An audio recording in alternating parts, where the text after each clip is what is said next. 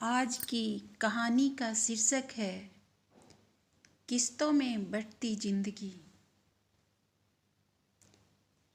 एक पखवाड़े से द्रोपा अपनी बेटी अवनी के साथ मायके में रह रही है। अवनी को नानी का घर बहुत पसंद है। अवनी ने माँ द्रोपा से प्रॉमिस लिया था, मम्मा गर्मी की छुट्टियों में हम नानी के घर जरूर जाएंगे। तुम तो हर गर्मी में वहाँ जाती हो, अब की कोई खास बात है? द्रोपा के यह पूछने पर अवनी बोली, हाँ, नानू ने दीवार वाला बड़ा टीवी लिया है। बड़े टीवी में प्रोग्राम देखने का मज़ा कुछ और है। द्रोपा इतने दिन वहाँ रुकना नहीं चाहती। वहाँ से उसका ऑफिस काफ़ी दूर पड़ता। आने जाने में 2 घंटे बर्बाद होते, परंतु बच्चे की जिद के आगे वह क्या कह सकती है। यहाँ आने के बाद बेटी की हर जिद नानी नानू पूरी करते हैं। यहाँ टीवी सारा दिन चलता है और अवनी उससे चिपकी रहती है। आज संडे है। अवनी अपने नाना नानी के साथ हॉल में टीवी देख रही है। द्रोपा रसोई में रोटियां सेक रही है। हॉल से आती तीनों की आवाज़ें उसके कानों में पड़ रही है। जानती है कोई डांस प्रोग्राम टीवी पर चल रहा होगा। अवनी को डांस का बड़ा शौक है। हूबहू नकल करती है। चाहे कोई भी डांसर हो या डांस हो, उसके लिए कोई भी पोज मुश्किल नहीं है। जैसे ही डांस शुरू होता है, उसका भी डांस शुरू हो जाता है। उसका डांस देखकर नानी नानू उत्साह बढ़ाते हैं। शाबाश बेटा, एकदम सही पोज लिया है। यह तो पक्की नृत्यांगना है। माधुरी रेखा तो इसके आगे पानी भरती है। द्रोपा सब कुछ सुन रही है। माँ ने कई बार उसे कहा भी, इसे किसी अच्छी एकेडमी में डाल दे। अभी से सीखना शुरू करेगी तो 2-4 साल में स्टेज परफॉर्मेंस देने लगेगी। फिर टीवी प्रोग्राम में भी सिलेक्शन आसानी से हो जाएगा। अवनी के नाना तो एक ही राग अलापते हैं। शहर में कितने नामी गिरामी कोरियोग्राफर है, किसी एक को चुन ले, उसी की शागिर्दी में यह सब सीख जाएगी। यह सुनकर अवनी उत्साहित होती है। अक्सर पूछती है, मम्मी डांस स्कूल में कब एडमिशन कराओगी? मुझे डांस सीखना है और मैं ज़रूर सीखूंगी। नानू, आप मम्मी को समझाते क्यों नहीं? मेरी तो कितनी सारी सहेलियां राजीव सर से डांस सीखती हैं। मुझे भी राजीव सर से डांस सीखना है।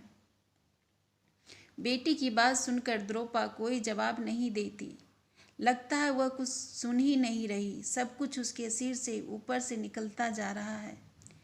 1-2 बार उसने माँ पापा को फुसफुसाते सुना है, यह द्रोपा को क्या हो गया है? हमारा बार बार डांस सिखाने के लिए स्कूल में भेजने के लिए कहना इसे बुरा लगता है। ठीक है भाई, बेटी इसकी है, चाहे जो करे। परंतु द्रोपा के पिता जीवालाल मन ही मन पत्नी से कहते हैं, नहीं रश्मि, तुम कुछ नहीं समझती। छोड़ो यह सब। चुपचाप तो वह शुरू से रहती थी, परंतु पिछले 2-3 महीनों से यूँ गुमसुम रहना अब सबको अखरता है। ऑफिस में सभी उसके स्वभाव पर टोकते हैं। कई बार उसके देवर और पति भी कह देते हैं, तुम्हें देखकर लगता है जैसे तुम्हें चुपचाप काम करने के लिए बनाया गया है, न बोलना, न बतियाना और न किसी से सवाल पूछना। ऑफिस में उसकी दोस्ती सिर्फ शिप्रा से है, बस उसी से बातें कर लेती है। गर्मी की छुट्टियां खत्म होने वाली है। पति अनूप 2-4 दिनों में उसे और अवनी को ले जाएंगे। द्रोपा के लिए तो जैसा मायका वैसा ससुराल। अब जब से अवनी को पता लगा है कि पापा ने नई गाड़ी ली है, खूब खुश है। हम तो अपनी नई गाड़ी में दादी के घर जाएंगे। सारा दिन उसके लिए डांस या नई गाड़ी के अलावा कोई बात करने को विषय ही नहीं है। और द्रोपा सारा दिन बोर होती है, खासकर जिस दिन छुट्टी हो। रोटियां सेक कर वह बालकनी में आ खड़ी हुई। दीवार पर उसके बचपन की एक फोटो लगी है, जिसमें वह कत्थक की ड्रेस में डांस कर रही है। तस्वीर देखते ही यादों के पन्ने पलट गए। अपनी बेटी की तरह द्रोपा को भी डांस का बहुत शौक था। तब वह सिर्फ 6 वर्ष की थी। घर के सामने एक डांस स्कूल था जो आज भी है। यह बात दूसरी है कि वह एक बहुत बड़ी एकेडमी में बदल गया है। प्रसिद्ध कोरियोग्राफर आज इसके डायरेक्टर हैं। यहाँ रोज बड़ी बड़ी गाड़ियों से सजी धजी लड़कियाँ उतरती है। उनके साथ उनकी आया या माएँ होती हैं। इसी स्कूल में 25 साल पहले भारती मैडम होती थी। द्रोपा उन्हीं से डांस सीखती थी। फीस थी सिर्फ 100 रुपये। एक रोज़ भारती मैडम ने द्रोपा की माँ को बुलाया और कहा था, मैडम आपकी बेटी बड़ी टैलेंटेड है, इसे एक अच्छे कोरियोग्राफर की एकेडमी में एडमिशन दिला दीजिए। इस क्षेत्र में यह बहुत आगे जा सकती है। सिविल लाइंस में प्रदीप नाम के एक कोरियोग्राफर की एकेडमी है। यह उस एकेडमी के लिए सही रहेगी। हाँ, उनकी फ़ीस कुछ ज़्यादा है। कितनी फ़ीस होगी? 2000 रुपये महीना। 2000? रश्मि के लिए 2000 रुपये हर महीने देना असंभव था। पास खड़ी द्रोपा ने माँ के चेहरे के आते जाते भाव देखे। भारती मैडम ने 3 साल कथक सीखा और स्टेज शो में कितने ही इनाम पाए याद नहीं। हाँ, माँ का उस दिन का चेहरा आज तक याद है।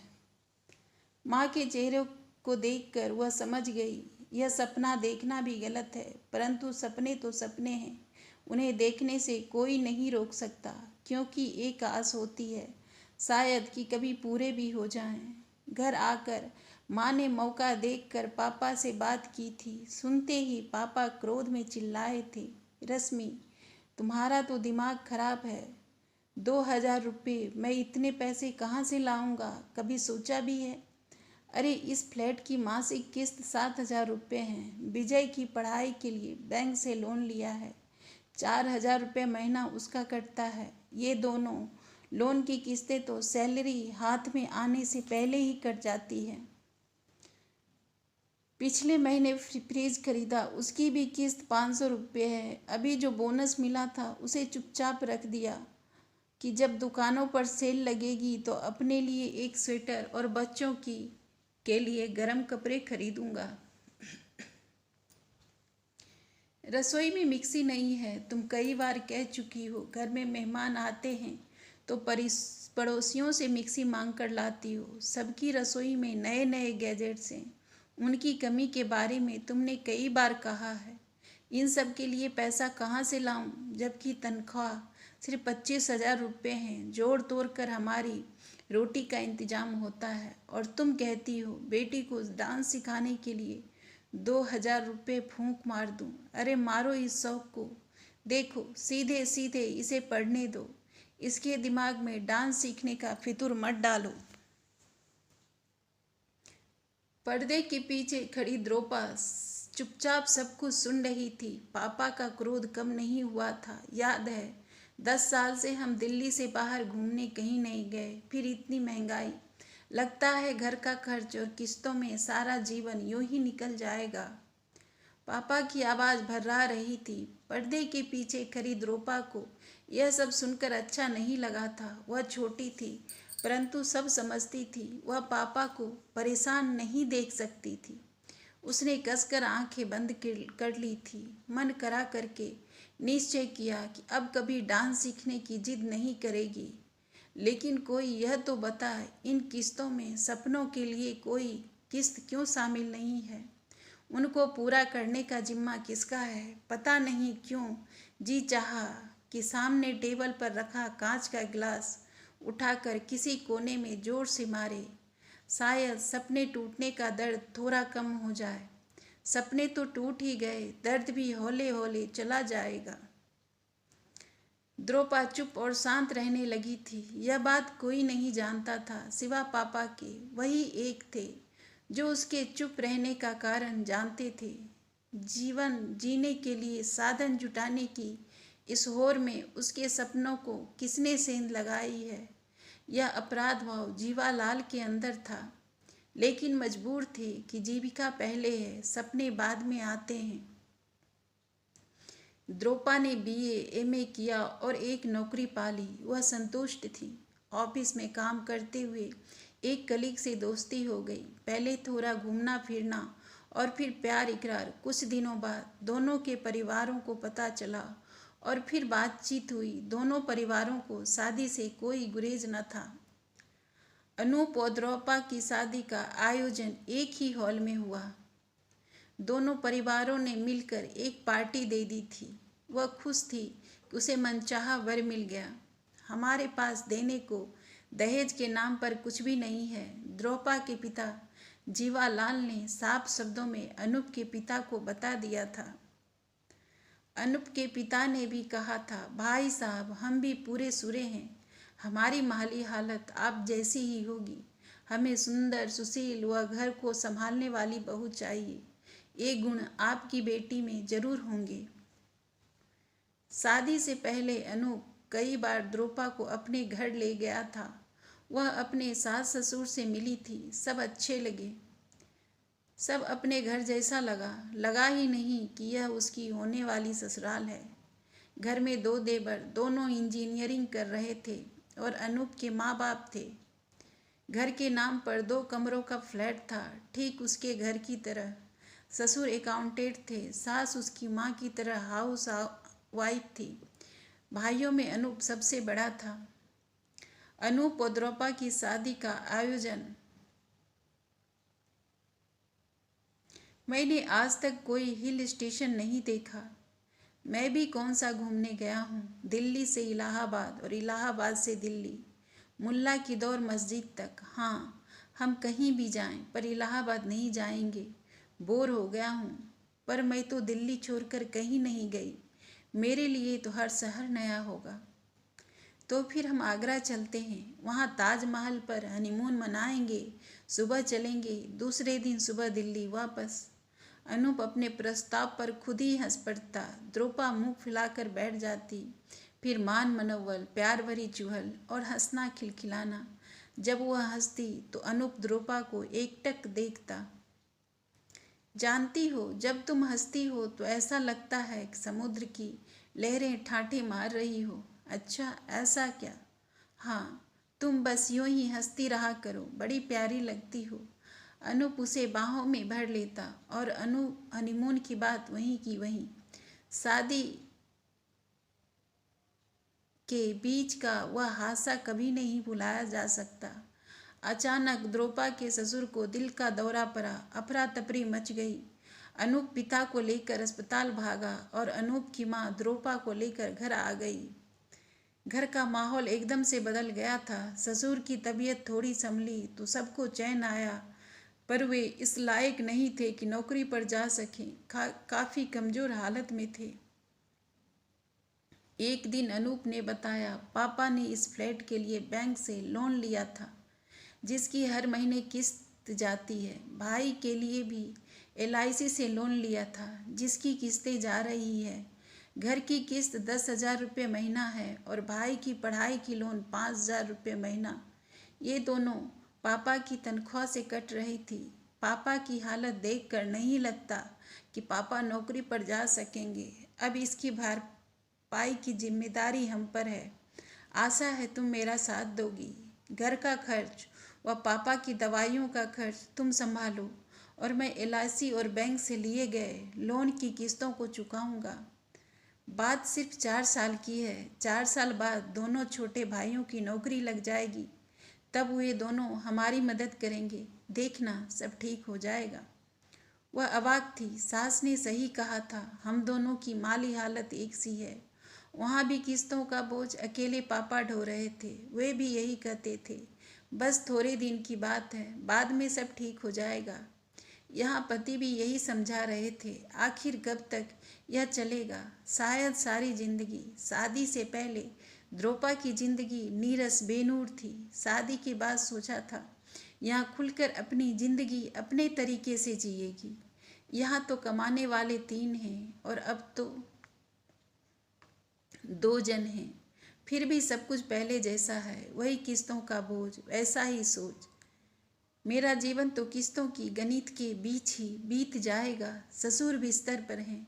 सासू माँ बिल्कुल मम्मी की तरह सारा दिन घर परिवार के लिए कोल्हू के बैल की तरह जुटी रहती है। जल्दी ही समझ में आ गया था कि यहाँ सबको परिवार की ज़रूरत के हिसाब से चलना पड़ता है। यहाँ अपनी लीक से हटकर सोचना गुनाह है, खासकर खर्च के मामले में सबको हाथ खींचकर चलना पड़ता है। पापा के घर की तरह यहाँ भी कोई नया सपना देखना मना है। इसलिए द्रोपा चुपचाप सारा कुछ ढोती जा रही है। कभी नहीं कहा कि हनीमून न सही कहीं और घूमने चलें। घूमने का प्लान बनाते बनाते 2 वर्ष गुजर गए। फिर अवनी का जन्म हुआ। बहुत खुश थी वह नन्ही सी प्यारी सी परी को पाकर। एक दिन उसने अनूप से कहा, क्यों न हम बेटी के आने की खुशी में अच्छी सी पार्टी दें। पहली बार द्रोपा की खुशियों ने उछाल मारी थी। वह मन ही मन में मेहमानों की लिस्ट भी तैयार कर रही थी। बढ़िया सी पार्टी का मतलब है 1 लाख रुपए का खर्च। कहाँ से आएंगे इतने पैसे? उत्तर सुनकर मन बुझ गया। लगा सामने पति अनूप नहीं बल्कि पिता जीवालाल खड़े हैं। अभी पापा की तरह किस्तों की लिस्ट पढ़ी जाने लगेगी और कुछ सुनने से अच्छा है कि यहाँ से चुपचाप खिसक लो। ठीक भी है, अवनी के आने से घर का खर्च बढ़ गया है। उसे पूरा करें या फिर पार्टी पर खर्च करें। इस बीच दोनों भाइयों की पढ़ाई भी खत्म हो गई है। दोनों ने नौकरी के साथ साथ शादी कर ली है। दोनों 2,500 रुपये घर खर्च में डालकर जिम्मेदारी से पल्ला झाड़ लेते हैं। जो पैसा बैंक में लोन की किस्त अदा करने में जाता था वह अवनी और पर खर्च हो जाता है। बाबूजी की दवाइयों पर खर्च हो जाता है। न कोई कुल्लू गया, न मनाली, न आगरा। दोनों मियाँ बीबी एक ही जगह बैठे कर्जों, आमदनी और खर्चों के हिसाब में उलझे हुए हैं। दोनों खूंटे से बंधी गाय की तरह हैं जो सुबह से शाम तक घूमकर एक घेरे में सिमटे हुए हैं। एक दिन अनूप ने बताया, मैंने कार लोन के लिए अप्लाई किया है। अगले महीने कार आ जाएगी। क्यों? स्कूटर से काम चल रहा है ना? नहीं, स्कूटर भी खटारा हो गया है। हमें अपना स्टैंडर्ड भी तो ऊंचा करना है। अनूप ने ऐसे कहा जैसे वह आगरा का ताजमहल खरीदने जा रहा हो। द्रोपा को अनूप पर बड़ा गुस्सा आया। 2 बरस से अवनी दीवार वाला बड़ा टीवी खरीदने के लिए जिद कर रही है तो अनूप ने यह कहकर बच्ची को बहला दिया, बेटा अब की बोनस मिलेगा तो पक्का बड़ा टीवी खरीदेंगे। फिर हम मुंबई भी जाएंगे। तुम्हें वहाँ डांस शो भी दिखाएंगे। स्टेज शो देखने में तुम्हें बहुत अच्छा लगता है ना? पापा की बात सुनकर अवनी खुशी से तालियां बजाती है, लेकिन द्रोपा गुस्से में कहती है, क्यों बच्ची से झूठा वादा करते हो? कभी सोचा है तुमने इन्हीं झूठी बातों से बच्ची का तुम पर से विश्वास उठ जाएगा? अनूप को अंजाम की परवाह नहीं है। छोड़ो, वह तो बच्ची है, थोड़ी देर में भूल जाएगी। तुम यह सब मेरे ऊपर छोड़ो। रही बात गाड़ी लेने की, वह तो मैं जरूर लूँगा। लेकिन द्रोपा जानती है अवनी की आंखों में चमकते तारों से टिमटिमाते सपनों का क्या होगा। यह बात उसने अपनी सहेली सुप्रिया को बताई थी। बताते समय उसकी आंखें भरी हुई थी। मेरे जीवन के सारे सपने पैसों की कमी के कारण दफन होते रहे तो क्या अवनी के साथ भी वही होगा? शायद उसके जीवन का पहला अध्याय भी मेरी तरह लिखा जाएगा और शायद आगे भी यूं ही होगा। सिप्रा ने उसे दिलासा दी, नहीं ऐसा नहीं होगा, वक्त बदलेगा। तेरी बेटी के सपने जरूर पूरे होंगे। घर की बालकनी में खड़ी द्रोपा यह सब याद कर रही थी कि अवनी की आवाज़ उसके कानों में पड़ी, मम्मी आप बालकनी में खड़ी होकर बाजार की रौनक का मज़ा ले रही हो और मैं आपको आवाज़ें दे दे कर थक गई हूँ। क्या हुआ बेटा? द्रोपा की भी आंखें छलक रही थी। सच में उसने बेटी की आवाज़ नहीं सुनी। अंदर आओ, नानू बुला रहे हैं। अवनी की आवाज़ आज खुशी से भरी थी। शायद टीवी पर कोई नया बढ़िया प्रोग्राम आ रहा होगा, इसी को लेकर उत्साहित है। जबकि द्रोपा को इन प्रोग्रामों में कोई दिलचस्पी नहीं है। आती हूँ कहकर वह वहीं कुर्सी पर बैठ गई। वह फिर से वही सब सोच रही थी। तो क्या महिलाओं और बच्चियों को सपना देखना मना है? नहीं, शायद यह सोचना गलत है। याद है विनय भाई 12वीं में पढ़ रहा था, उसे रचनाएं लिखकर छपवाने का शौक जागा। हाथ से लिखी रचनाओं में काफ़ी गलतियां होती थी। किसी ने सुना कंप्यूटर पर लिखकर प्रिंट निकाल कर भेज सकते हो, और उसमें तो एडिट की व्यवस्था होती है, गलती होने की संभावना ही नहीं है। विनय ने पापा से कंप्यूटर की फरमाइश की। पापा ने छोड़ते ही कहा, पहले पढ़ाई करो, तुम्हारे इस छोटे से शौक के लिए 60,000 रुपये खर्च करने की बेवकूफ़ी नहीं करूँगा। बात यह नहीं है कि महिलाओं और स्त्रियों के सपने टूटते हैं। बात यह है कि उन जैसे मध्यम वर्ग परिवारों में पुरुष जब कमाने लग जाते हैं तो पुरुषों को पहले अपने सपने पूरे करने की आज़ादी हो जाती है।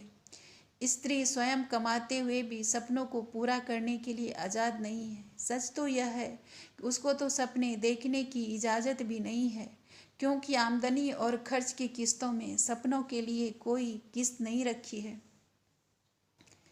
लेकिन चाहे कुछ भी हो जाए, वह पैसा इकट्ठा करके अवनी को डांस स्कूल में ज़रूर डालेगी। जानती हूँ अनूप तो ज़रा भी सहयोग नहीं देगा। उसकी सोच में यह सब है ही नहीं कि पत्नी व बच्ची की इच्छाओं को प्राथमिकता मिलनी चाहिए। वह तो पापा की तरह दुनिया की होड़ में लगा है। यह सब सोचकर आज मन काफ़ी विचलित था।